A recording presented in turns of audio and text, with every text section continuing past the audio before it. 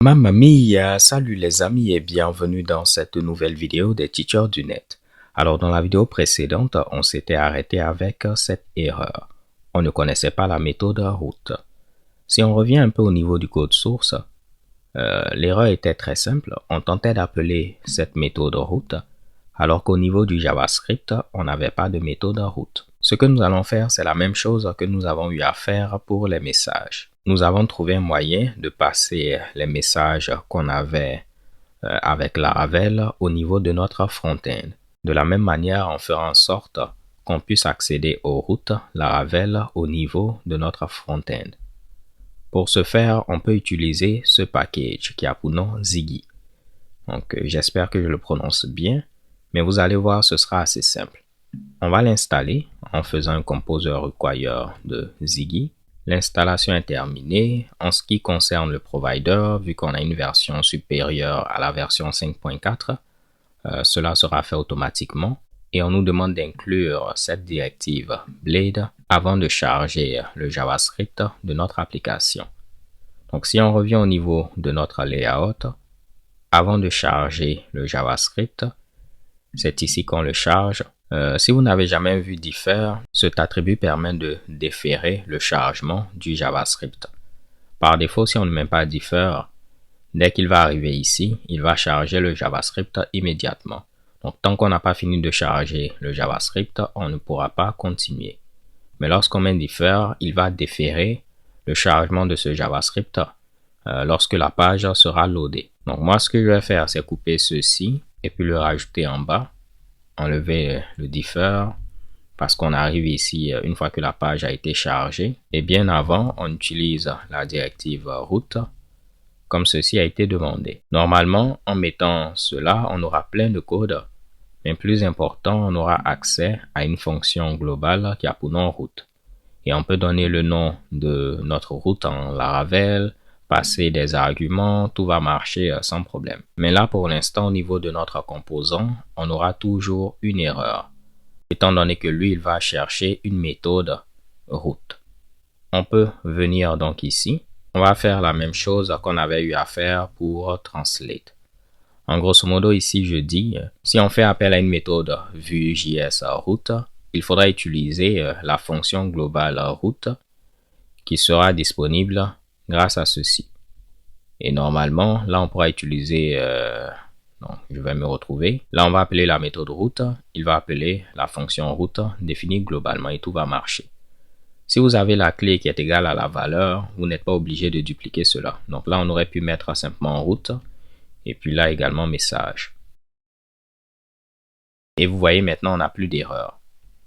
Si on revient au niveau de notre composant, on avait dit si on clique sur Learn More, ça doit mener au dashboard. On va cliquer, il faudrait d'abord que, il va falloir que notre bannière de consentement soit visible.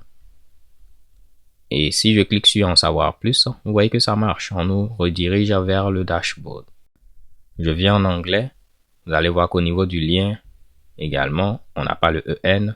Si je reviens en français, on a le FR au niveau du lien et tout marche. Là, avant de terminer, moi, je n'aime pas avoir à utiliser ce @route parce que si vous regardez le code source, cette directive va rajouter plein de code. Je préfère gérer ceci au niveau de mon JavaScript. Comme on avait importé Ling, que tout ceci soit géré directement sans problème. Si on vient au niveau de la documentation, on nous montre un peu comment le faire. On va descendre rapidement. Je vais tenter de me retrouver.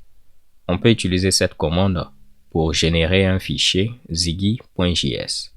Donc on vient au niveau de la console, on exécute ce code, fichier généré, mais il le met dans un dossier A7, JS et puis Ziggy.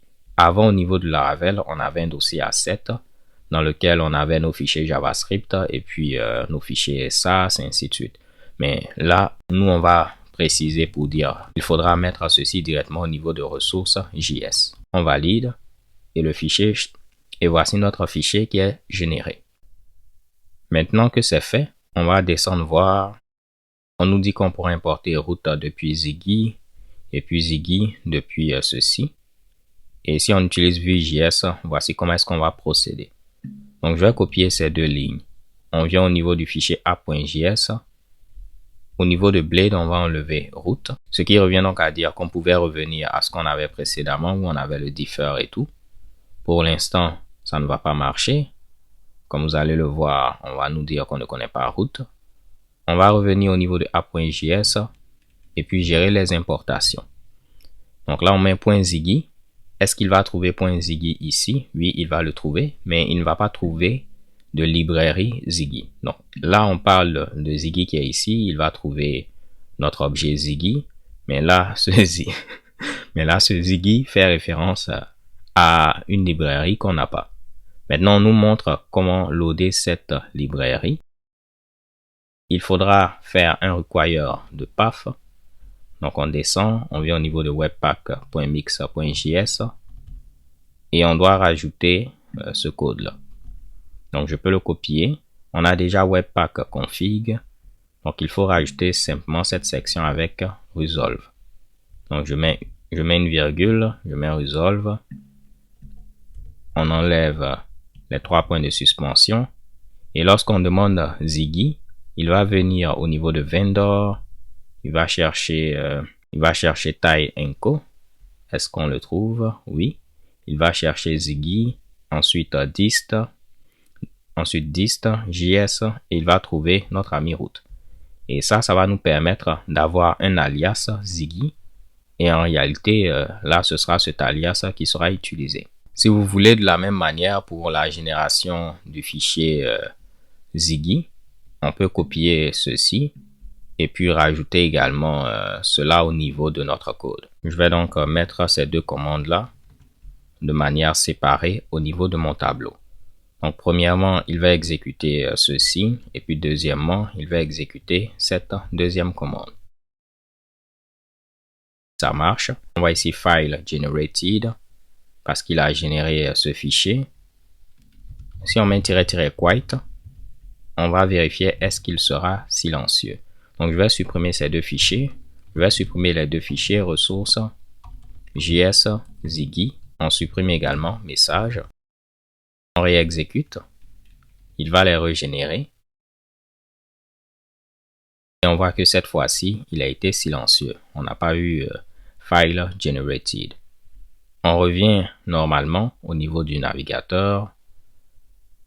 On nous dit que Ziggy n'est pas défini. Là, comme c'est indiqué, il faudra mettre root de cette manière-là, parce qu'il va le passer automatiquement.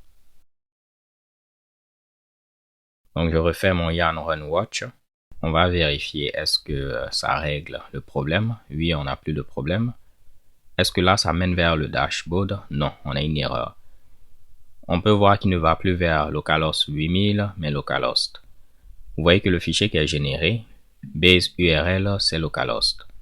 Il va nous falloir simplement, je vais replier vendor, il va nous falloir modifier .env pour mettre notre URL. Par exemple 127.0.0.1 ou bien localhost 8000. Normalement, maintenant, il va générer Ziggy en utilisant app URL comme base URL. Comme vous pouvez le voir. Et là, on n'aura plus de problème. Et si on actualise, vous allez voir maintenant que cela marche sans problème. Alors, je pense que ce sera tout pour cette vidéo. Dans la vidéo suivante, on va parcourir le code de ce projet et je vais vous montrer par exemple comment est-ce que j'arrive à passer les données de l'utilisateur connecté afin de pouvoir les avoir à ce niveau-là. D'ici là, portez-vous bien, stay tuned and take care. Peace.